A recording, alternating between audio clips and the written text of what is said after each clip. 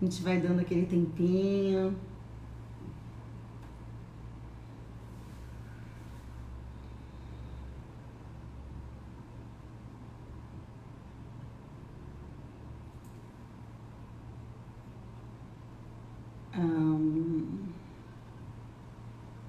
Cristina, tô só por ti, tá?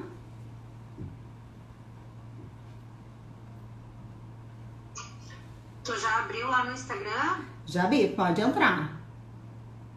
Tô só esperando por ti, peraí. Pode entrar lá.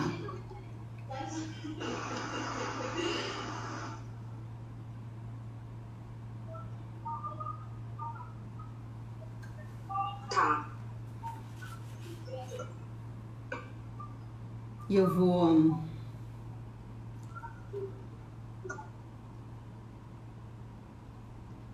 Eu vou só escrever uma coisinha aqui.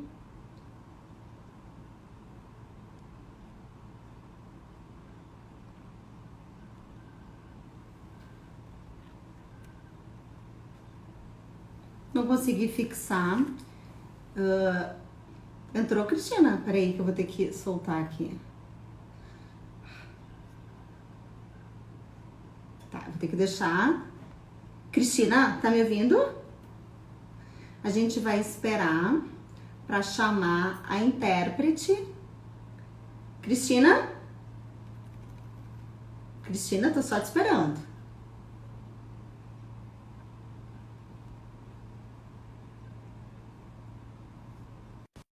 Deu. Vamos ver se deu.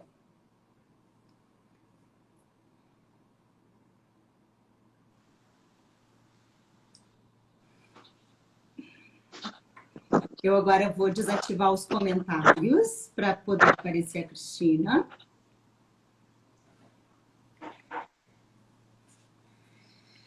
Gente, boa noite, comunidade surda. Boa noite, todo mundo que prestigia esses momentos de compartilhamento de conteúdo. Hoje eu vou, para quem me segue assim e acompanha as nossas lives, eu vou falar um pouquinho mais devagar, eu vou fazer escolha, eu já vi que tem colegas assistindo, de vocabulários que sejam mais fácil, né, a conversão para a língua de Libras, né, porque o objetivo desta live é compartilhar conteúdo de forma inclusiva. E hoje, eu vou esperar entrar um pouquinho mais de pessoas para explicar. Eu queria dizer que o objetivo dessa live já foi atingido, porque eu recebi muitas perguntas e perguntas que me surpreenderam quanto ao total desconhecimento de muitas questões que às vezes a gente acha que é simples, né, e que todo mundo tem essa informação, e aí a gente percebe o quanto a comunidade surda, né, é prejudicada nas questões de informações, não só que envolvam a parte de relacionamentos, mas a parte do divórcio. E aqui, eu não sei se todo mundo sabe, mas agora eu não sei se aparece aqui a minha, vamos fazer assim, para aparecer. Eu tenho uma irmã surda, nome Flávia. Meu cunhado é surdo, nome Leonardo. E hoje é aniversário da minha irmã. Olha, me emociona. Da minha irmã. 5 segundos para respirar. A Flávia me motiva, né, para quando eu me dou conta que tudo que eu trago do meu trabalho e do reconhecimento não chegava nela. Né? Então, não é à toa que hoje, dia da live, aniversário da Flávia, e eu estou aqui trazendo essas informações. É óbvio que nós temos pessoas nos acompanhando que são ouvintes, né? Porque nós vamos falar em relacionamentos em tempo de pandemia. Nós vamos falar sobre o divórcio, como a gente pode conduzir o divórcio da melhor forma. Esse vídeo vai ficar gravado, ele vai para o YouTube, a gente está criando um canal que depois vai ser divulgado aqui, muito motivado por essa live. Tá passando pelo Facebook várias, né, plataformas aqui. Hoje eu estou meio perdida porque eu estou olhando para vários grupos, assim, então vamos ver se a gente consegue.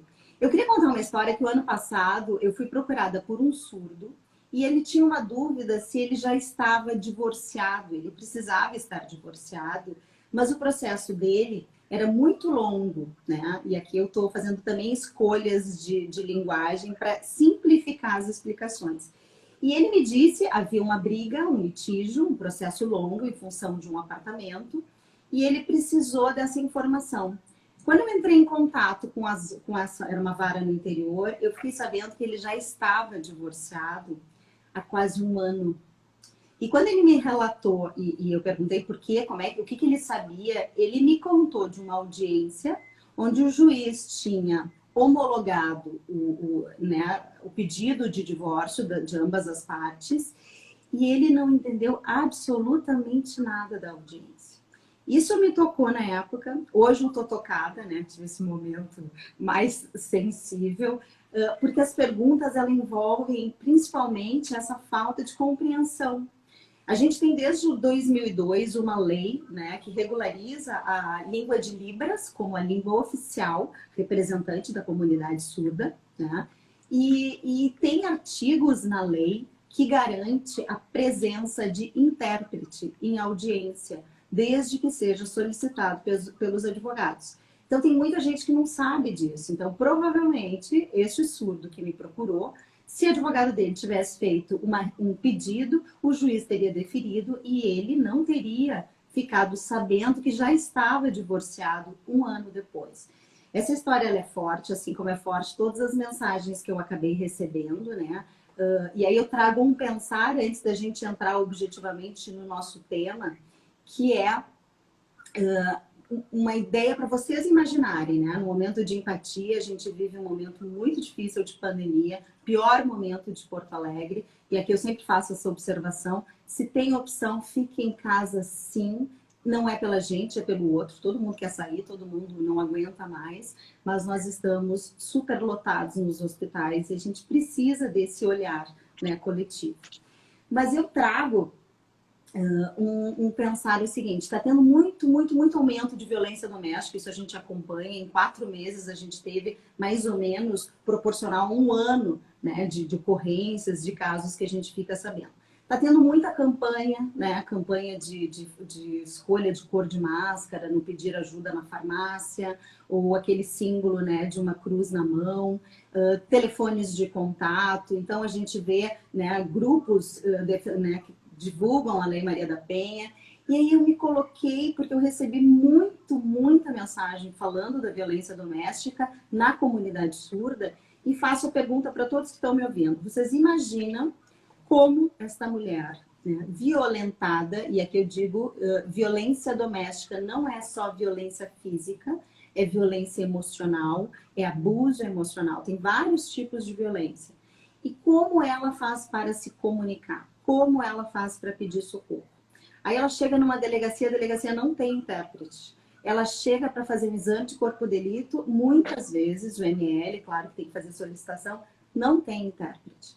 Então, quando a gente imagina nessa situação de dor, de desespero, de perigo que envolve vida, nós não temos acesso a essas mulheres surdas. Então, quando eu trago no início essa previsão legal de que é possível, sim, em audiência para depoimento pessoal e para ouvir testemunhas, acompanhamento das audiências e de vários serviços públicos, é garantido por lei a presença de um intérprete. No site do tribunal, a gente tem uma lista de peritos, né? E aqui no Rio Grande do Sul, nós temos peritos capacitados em Libras. Então, é importante que todos, não só operadores do direito, mas como surdos, saibam desse direito que assiste. Outras perguntas também envolviam dificuldades básicas de problemas dentro do relacionamento, orientações básicas em relação ao divórcio, como é que eu conduzo, eu tenho filhos, como é que funciona essa questão dos alimentos, o que é, eu ouvi uma pergunta muito querida que eu demorei um pouco para entender, quais são os tipos de casamento, e na verdade a gente estava dentro dessa pergunta pensando na união estável, o que é uma união estável? O que acontece quando duas pessoas resolvem morar juntas e não regularizam aquela relação. Isso é uma união estável? O que precisa para ser uma união estável? E aqui nesse gancho, eu começo falando do período de pandemia. A minha primeira live foi sobre isso com uma terapeuta, onde a gente trouxe o quanto está sendo difícil todas as relações, essa hiperconvivência, muito tempo juntos, né?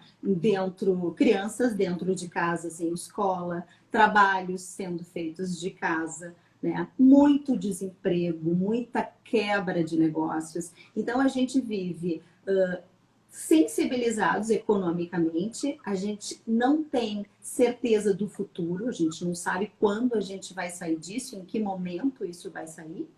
Então, é muito normal que as relações estejam abaladas. Quando as pessoas dizem que um ou caso não estão indo muito bem, né? Não que a gente não precise ter uma visão otimista, mas é muito difícil, né? A gente tá. Aqueles relacionamentos que já não vinham bem antes da pandemia, eles estão sendo mais difíceis, mais desafiados, né? E a gente podendo, e o manual traz um passo quando a gente fala sobre esgotar possibilidades, a gente está tendo uma chance de olhar de verdade para quem está do nosso lado e fazer na balança o que a gente tem de positivo e o que a gente tem de negativo nessa relação.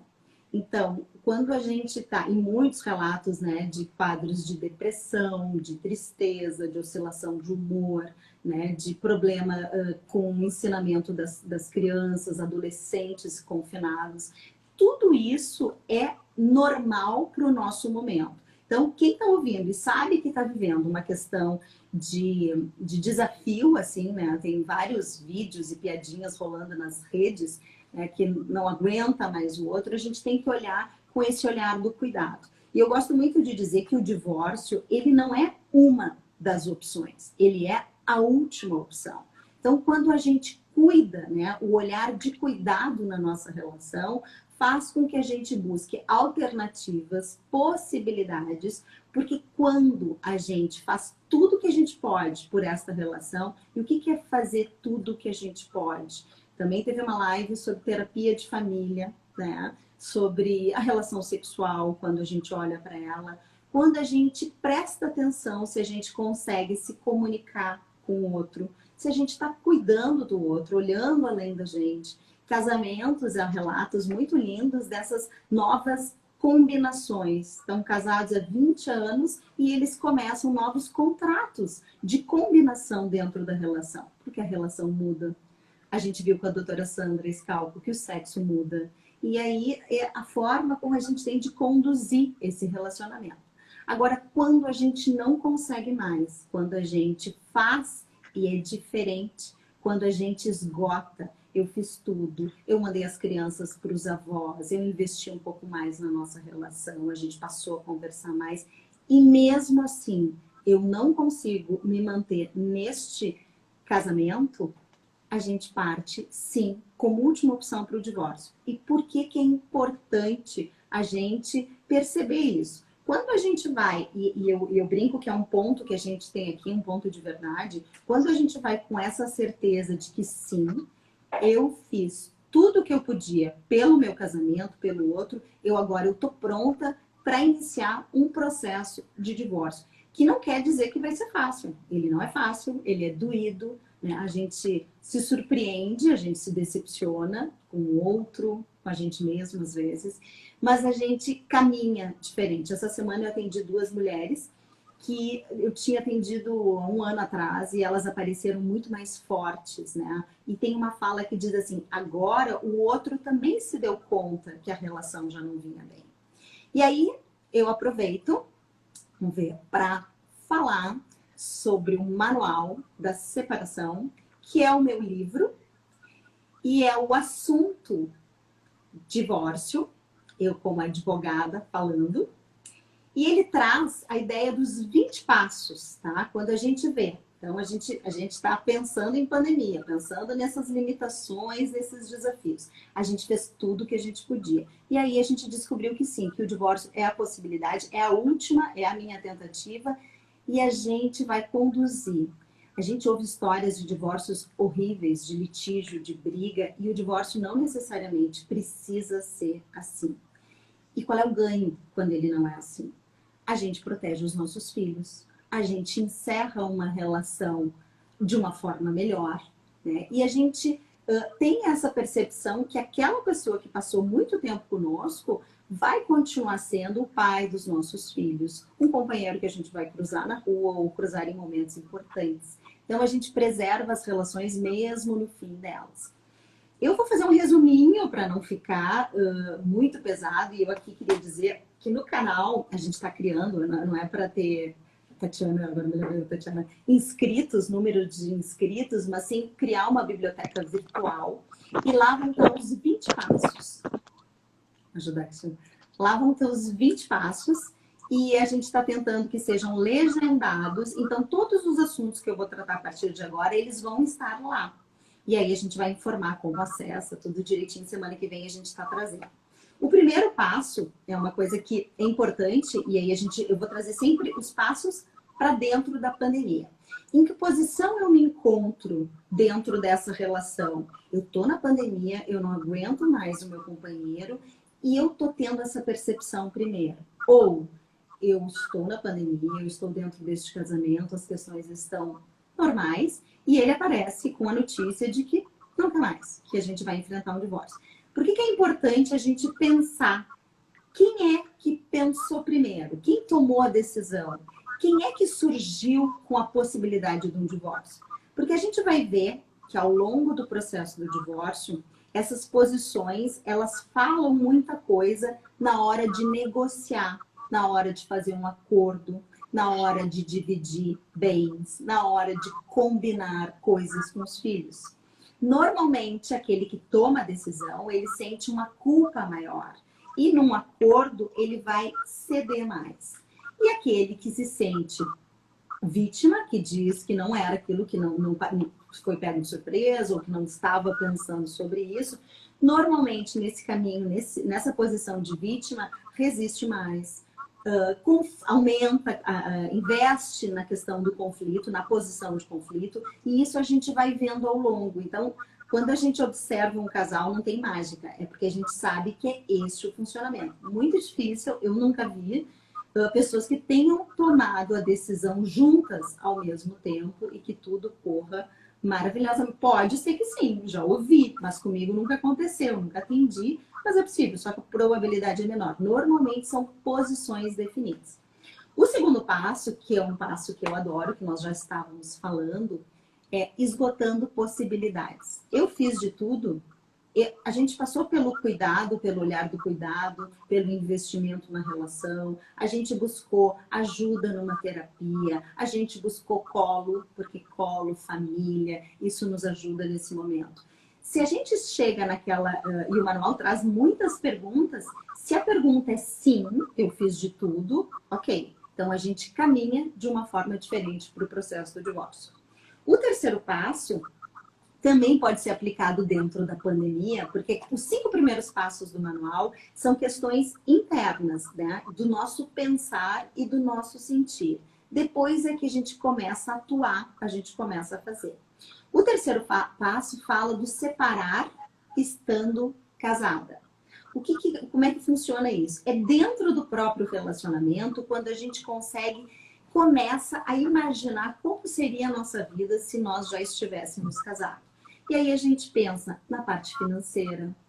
Quem paga, como é que funcionam os pagamentos, os custos daquela família? Como que seria? Quem que ia sair de casa? A gente tem um apartamento, a gente tem um carro, como é que seria a divisão do convívio com os filhos? Isso, no plano abstrato, assim, quando a gente está pensando sobre isso, a gente também já está dentro do processo de fortalecimento e já olhando para as questões que vão precisar serem resolvidas. O quarto passo é o desapego, que também tem muito a ver, a gente pode estar na pandemia, eu brinco, olhando para as coisas que a gente tem e pensando, isso é meu, isso é dele, isso eu não abro mão, isso tudo bem. A gente vai pensando a divisão dentro da cabeça da gente, né? O desapego, ele não é só de coisas materiais, ele é de pessoas, ele é daquela condição de casada, quando a gente deixa de se sentir, né, dentro de um casamento, se perde essa condição. Tem o afastamento dos filhos, tem afastamento da família do outro, alguns amigos, eventualmente, que se posicionam com um ou com outro. Então, o desapego, ele envolve todo esse pensar e esse trabalho no sentir. O manual traz uma coisa que eu gosto muito, que quando a gente está nesse passo, a gente vai se dando conta que aquilo que a gente realmente precisa é tão pouco. Cabe dentro de coisas de uma malinha, assim, que são as coisas mais importantes. E os nossos filhos vêm para nos dizer que eles são os mais importantes.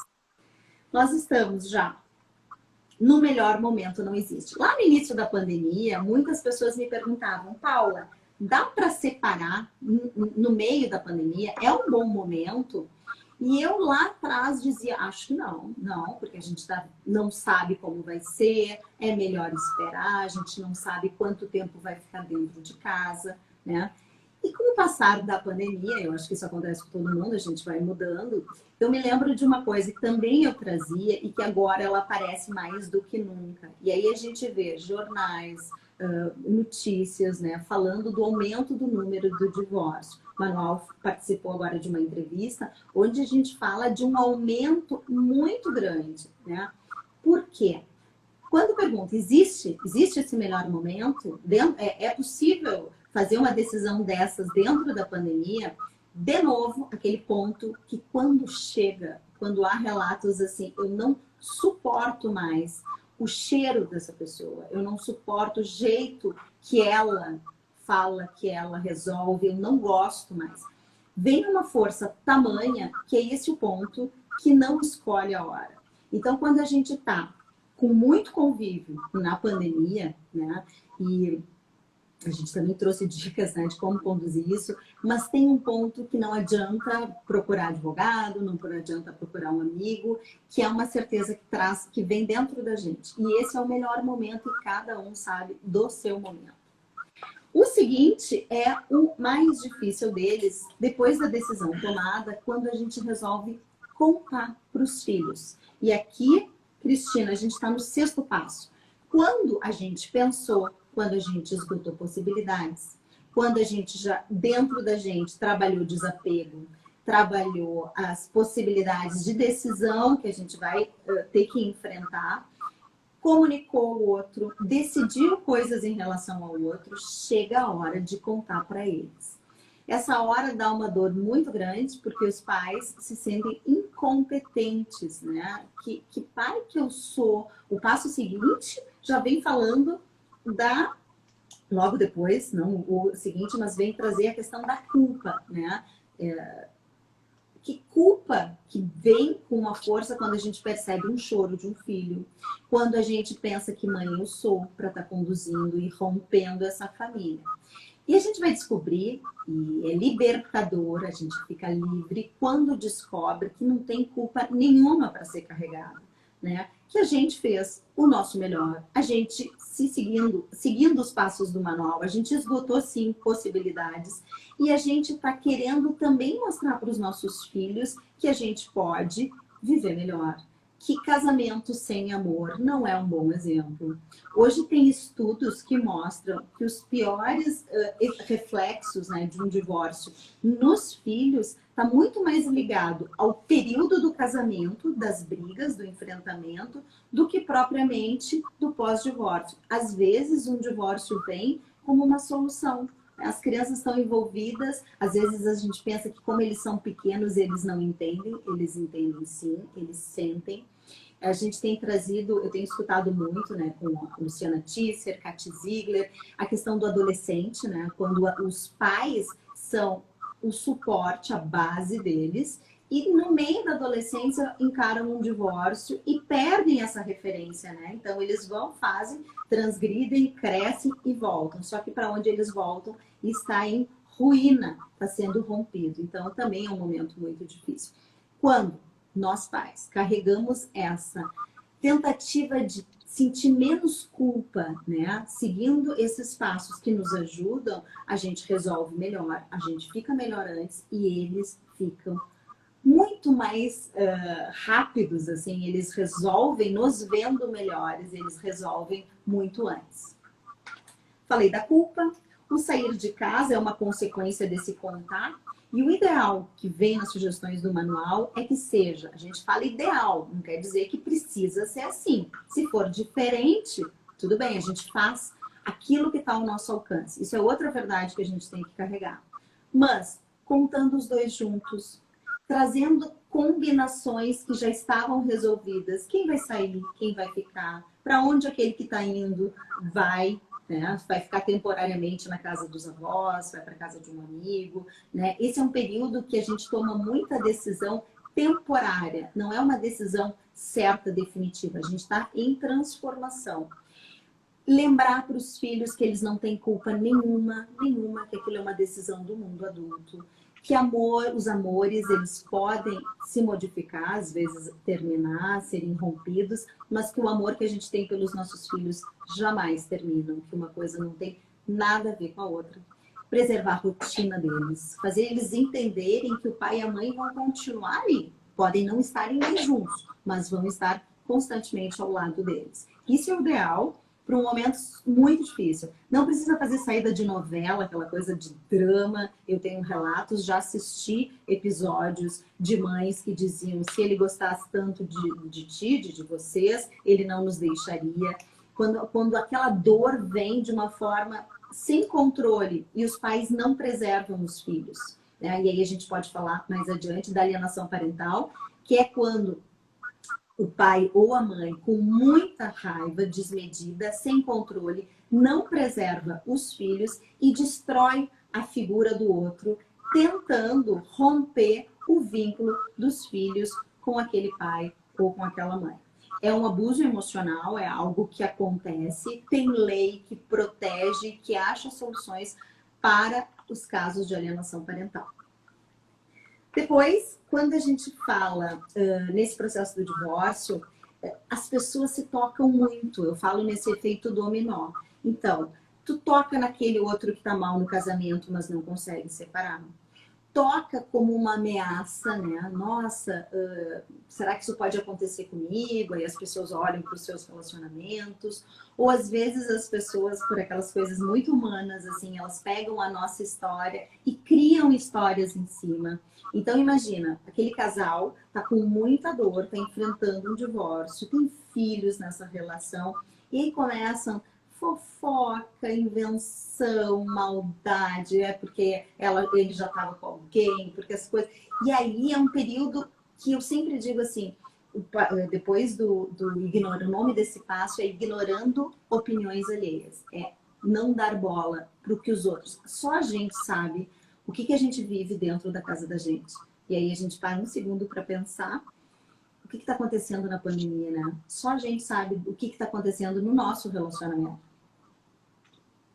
O passo seguinte, quando ele fala em normalizando comportamentos, é porque eu posso atender 4 mulheres num dia e todas elas vão ter alguma coisa em comum. A situação, ela muda os personagens, mas a história, ela se repete. As dores são parecidas, as histórias contadas são parecidas. E por que isso é importante a gente saber? Porque quando a gente está dentro do furacão de um divórcio, a gente se sente muito sozinha. E quando a gente descobre que outras pessoas também passaram por isso ou estão passando por isso, normaliza, a gente fica mais tranquilo. E aí eu trago nessa ideia de uma possível tranquilidade, uma necessidade da gente se proteger. Proteger da opinião que não vai fazer diferença. Proteger da exposição de redes sociais, né? A gente tem no 11º passo a hora do recolhimento. É muito importante, como um luto, né? E o divórcio é uma morte de um projeto, de um relacionamento, naquela formatação, que a gente se recolha para viver essa dor. Ela é importante, é que nem um machucado com ferida, que a gente tira a casquinha e ele volta, e a gente fica naquele período até o processo de cura. E a gente hoje tem uma coisa muito feia, muito ruim, que atrapalha os processos de divórcio, que são as redes sociais. Então, as pessoas precisam estar felizes, elas precisam estar mostrando onde elas estão, elas precisam postar 2 copos de vinho, fazer declaração para o novo amor. Só que nisso tem alguém que está sofrendo. Então, a gente, além de não estar respeitando o outro, a gente não está dando o nosso tempo para o crescimento, que o divórcio é uma crise que a gente pode crescer a partir dela, e é uma oportunidade. Eu gosto muito dessa ideia de que o conflito nos oportuniza o crescimento. Então, é um momento da gente se recolher, de ficar com os nossos filhos, aquela ideia do ninho, né? Buscar colo, voltar para a nossa família de origem, pai, mãe, irmãos. Isso é por um período para que a gente possa também sair fortalecido e melhor e respeitando o outro. Quando lá na frente a gente falou sobre nos relacionamentos, esgotando as possibilidades, esse olhar de cuidado, ele é um olhar que contamina. Quando a gente cuida o outro, quando a gente respeita o outro, mesmo que a pessoa diga assim, mas ele não se dá conta, ele não valoriza, ele não vai fazer assim.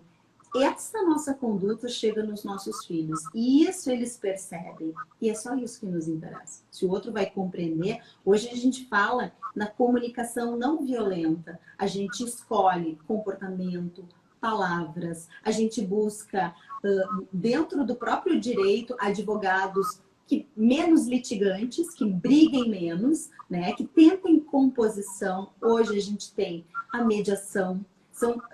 A gente chama de métodos autocompositivos, são coisas fora do judiciário que a gente pode acionar para não levar uma briga para dentro. A gente não precisa disso. Então, a gente tem a mediação, a gente tem constelação familiar, a gente tem o divórcio colaborativo, que eu adoro, né, que cuida do casal, que se precisar chama outros profissionais, terapeutas, analistas das finanças, do dinheiro, para ajudar neste rompimento.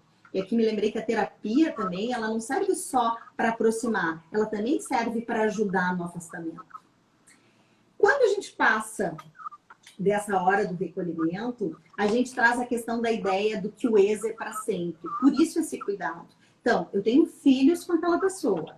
Esses filhos vão casar, esses filhos vão ter filhos, esses filhos vão ter formaturas, aniversários, e a gente vai se cruzar, não tem como. Por isso que a ideia, às vezes, desesperadora, que o ex é para sempre, sim. Então, quando a gente preserva a relação, a gente está respeitando os nossos filhos, protegendo e garantindo, quando a gente chama de relação continuada, que essa relação seja protegida, preservada e os nossos filhos ganhem com isso. Quando a gente passa dessas questões que são de sentimento, um advogado de família, quando atende, ele tem uma parte pequena jurídica. Eu digo que 20% é leis, é orientação jurídica. Os outros 80% é sentimento, é dor, é medo, é confusão, é organização daquela vida. Então agora, quando a gente chega no manual, no 13º passo, Cristina, eu vou abordar algumas questões e já vou responder algumas perguntas, quando eu disse perguntas básicas, né? Primeira pergunta que surgiu muito, quanto à diferenciação, né, casamento e união estável. Na verdade, a união estável, quando as pessoas resolvem morar juntas e não formalizam, não tem nenhum documento, né, que registre aquela relação, ela pode, para depois a gente poder separar, a gente faz um reconhecimento dessa relação para depois separar, para depois dissolver e terminar. União estável e casamento, hoje elas são equiparadas, né, nos direitos, nas obrigações, é um assunto ainda polêmico, mas o companheiro e o cônjuge, o marido, são vistos praticamente da mesma forma, né? Quando a gente vai morar com alguém e a gente não faz nenhum documento, a gente não faz nenhum pacto antinupcial, o regime de bens, o que é regime de bens? Quando um casal decide casar ou decide ir no cartório regularizar a sua união estável, né, a gente escolhe um regime de bens. É o que vai comandar as questões de patrimônio, né? Se aquilo que aquele apartamento que a gente está comprando juntos é realmente metade um do outro, se a gente for separar, ou eu ganhei aquele apartamento, eu já tinha esse apartamento antes, ganhei dos meus pais, ou eu trabalhei e ganhei esse carro.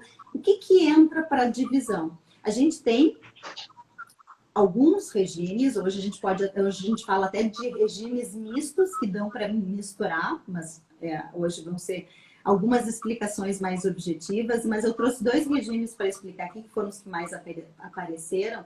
O primeiro é o regime legal, que é o regime da parcial de bens, né? Que é aquele regime que quando a gente não faz escolha, é o que fica valendo. É aquele que numa união estável, que não é documentada, reconhecida, ele também passa a valer. E o que ele diz?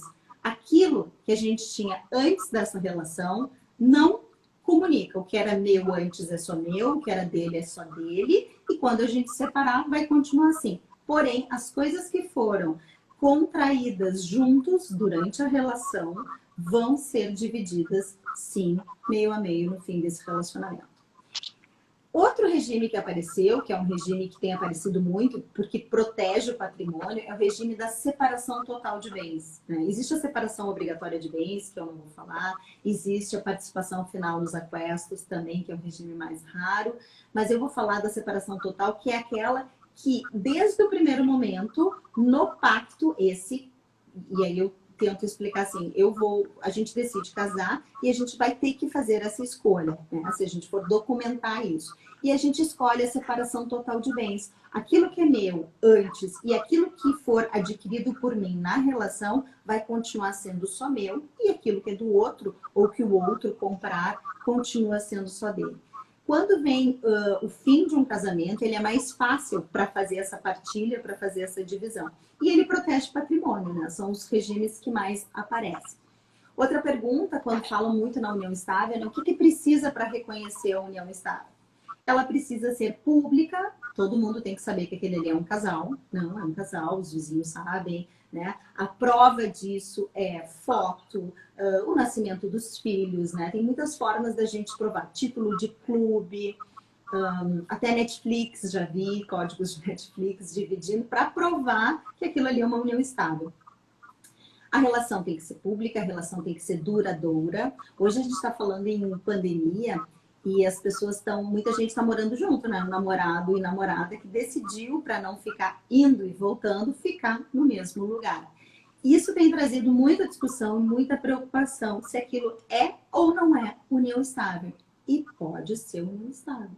Por isso que parece meio chato, mas a gente tem que pensar nessas questões patrimoniais, né? Até para evitar conflitos na frente. Quanto melhor a gente se organiza, melhor a gente enfrenta um eventual fim de um relacionamento, né?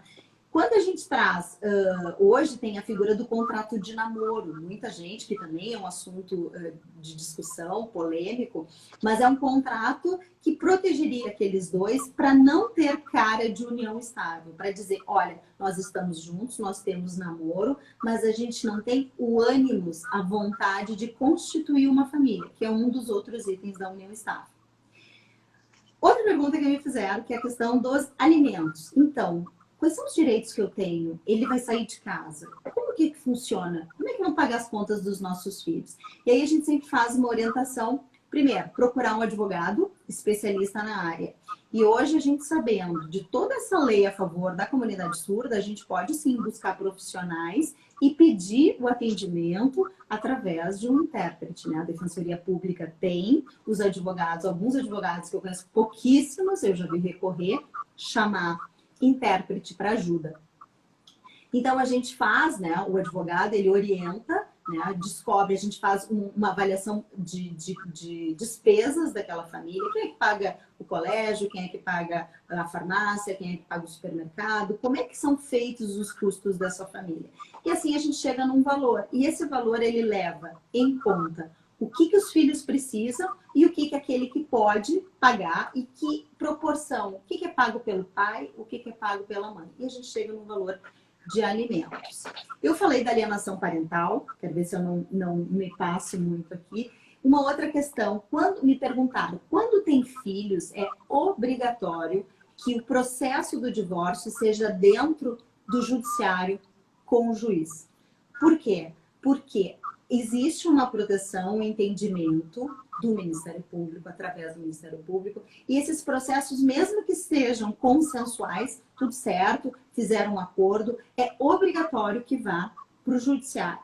Se não tem filhos, se tem um acordo entre os dois, né? Se a mulher não está grávida, se há um fim em consenso, né?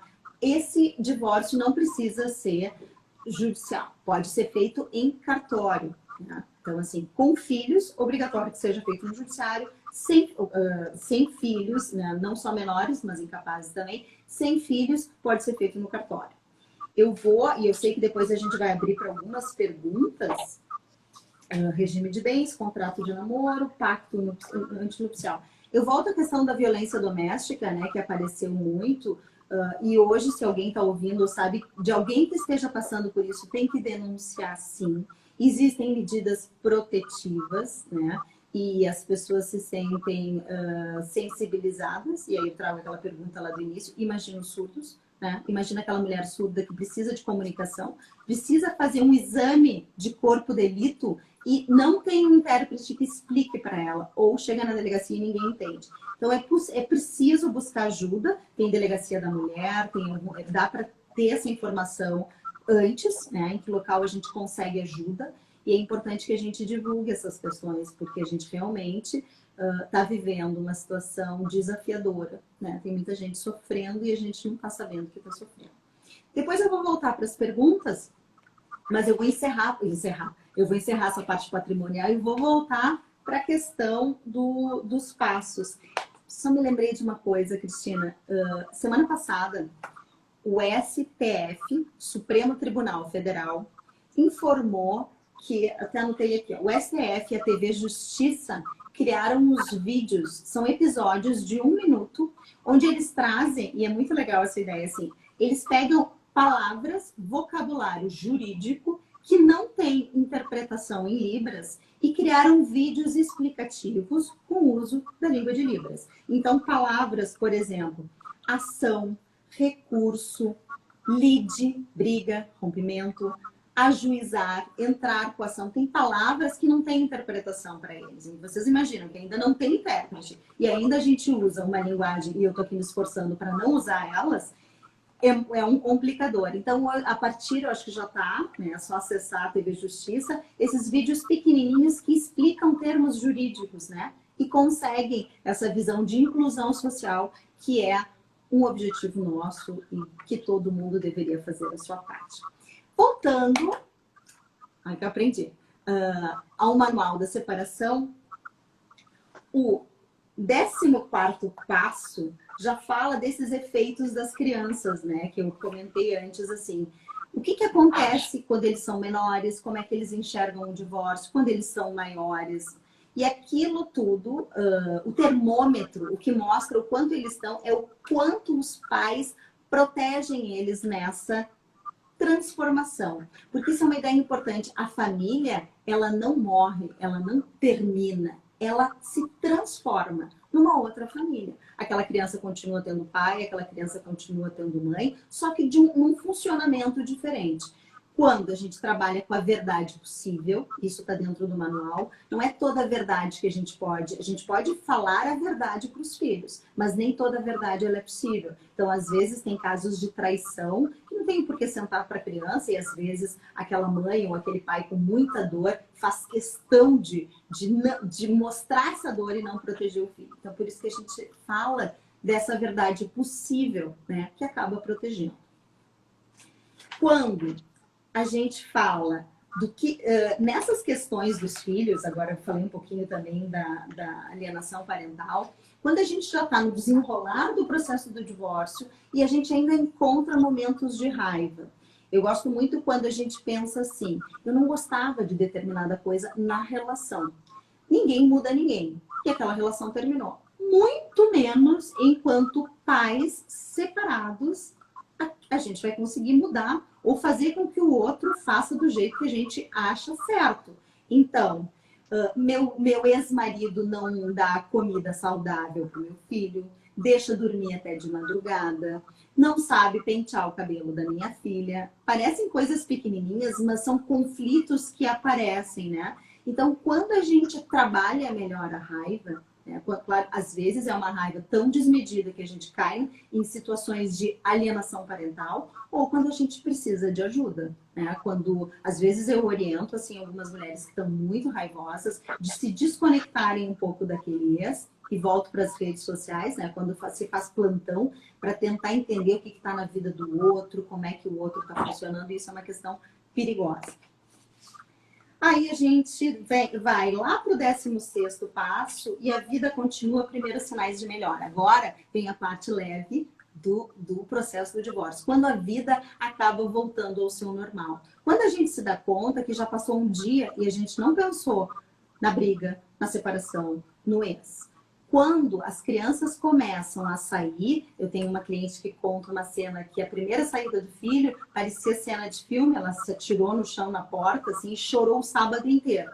À medida que isso foi acontecendo, ela foi melhorando e criando momentos para ela de prazer, com vontade de já ter um namorado, vontade de fazer um curso, vontade de ficar com os amigos, de ficar sozinha em casa, sem aquela mãe chamando o tempo inteiro. E aí a gente vai descobrindo que a vida volta, a felicidade, ela acaba nos visitando com mais frequência. Então, esse processo, e hoje eu disse isso, né, porque nos meus atendimentos tem pessoas que estão pensando em se divorciar, tem pessoas que estão iniciando o processo, e hoje eu ouvi de uma dizendo assim, mas é que eu não quero que ninguém saiba, porque está muito doído. E aí eu digo com toda certeza que sim, que passa, e esses momentos de melhora, eles acabam aparecendo.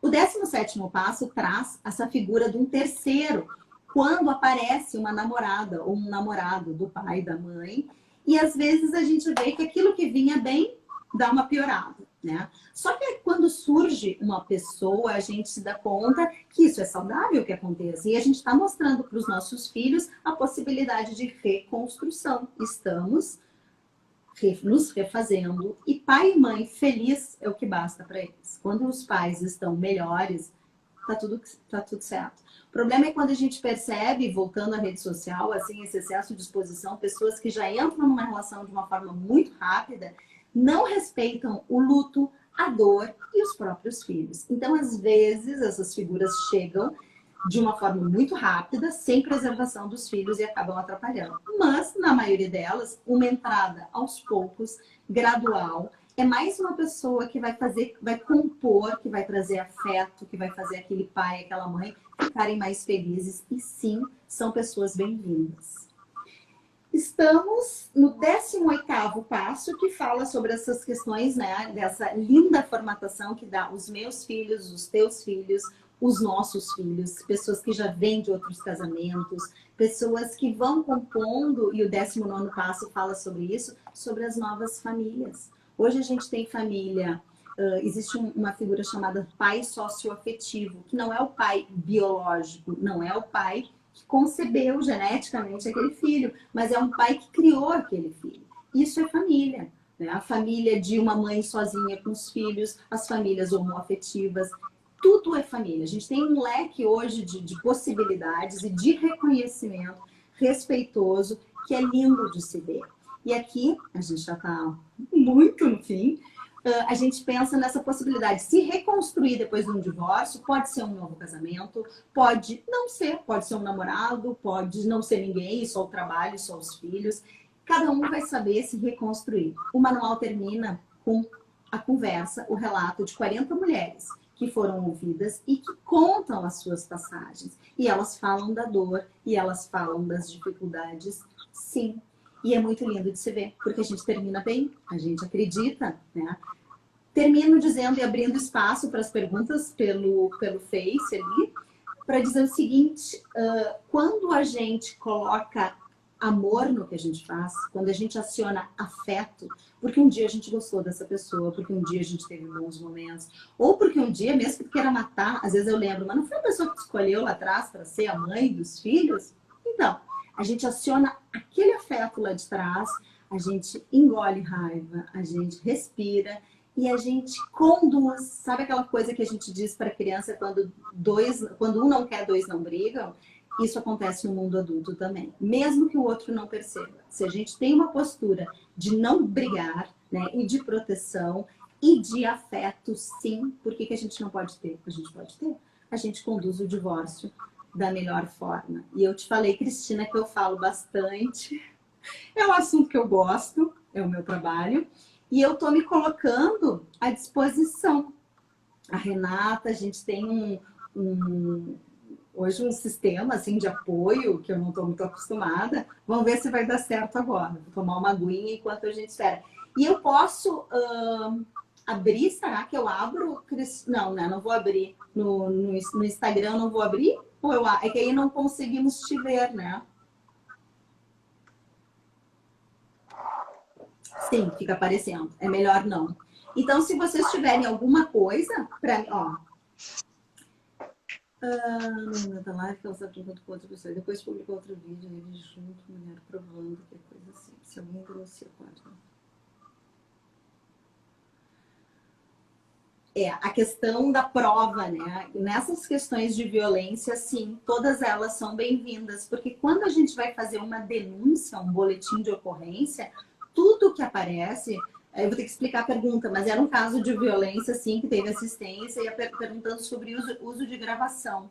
E sim, é possível, até para que não se cometa, né? Quando a gente fala, às vezes, de alienação parental, também tem um mau uso, né, de simulação de violência, isso é uma coisa perigosa. Então, toda prova ela é bem-vinda, sim, e ela entra até para conseguir mais fácil essa protetiva. O que mais? Eu quero dizer para vocês, enquanto as perguntas estão entrando aqui, que eu vou ficar absolutamente disponível para as perguntas individuais. Quem quiser me mandar pelo direct no Instagram, quem quiser mandar pelo Facebook, quem quiser me mandar no pessoal ali, mandando fechadinho, não tem problema nenhum, a disposição é essa. Mais alguma?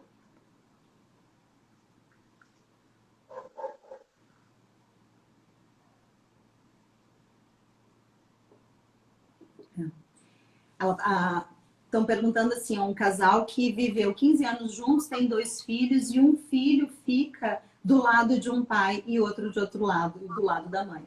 Aqui a gente vê assim, ó, existe, lá no manual a gente lê sobre isso, sobre uma coisa que se chama fidelização, um processo que a criança se sente que tem a obrigação de ser fiel àquele pai ou àquela mãe.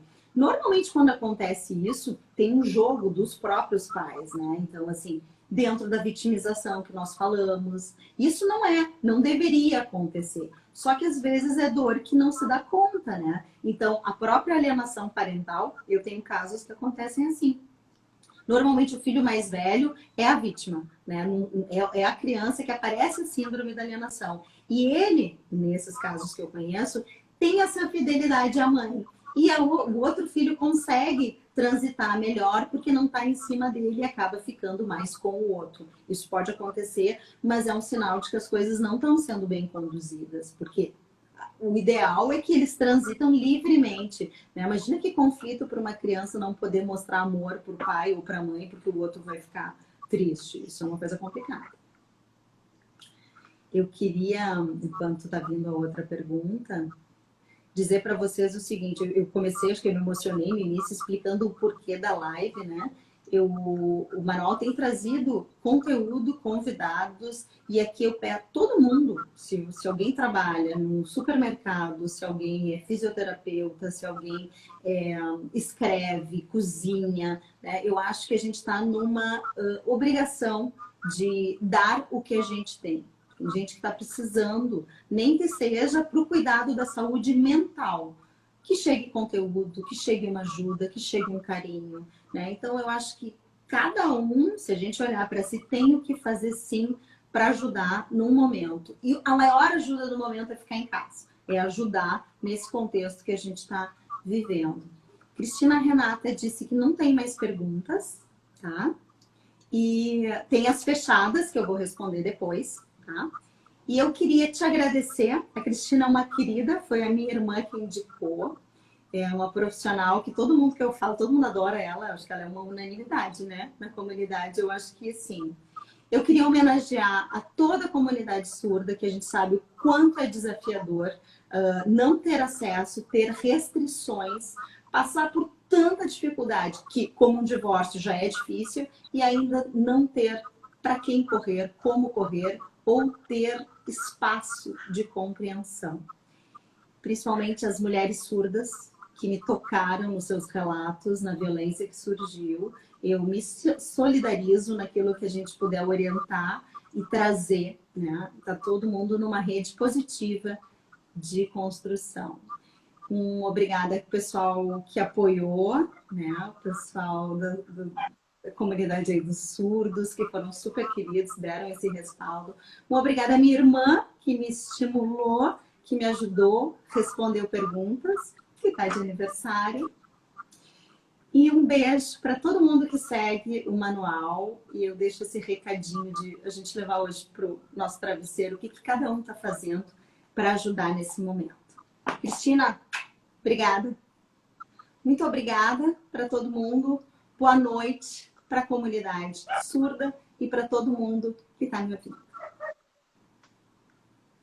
Vai ficar gravado, tá aqui perguntando, vai ficar gravado, vai para o YouTube logo, tá bom?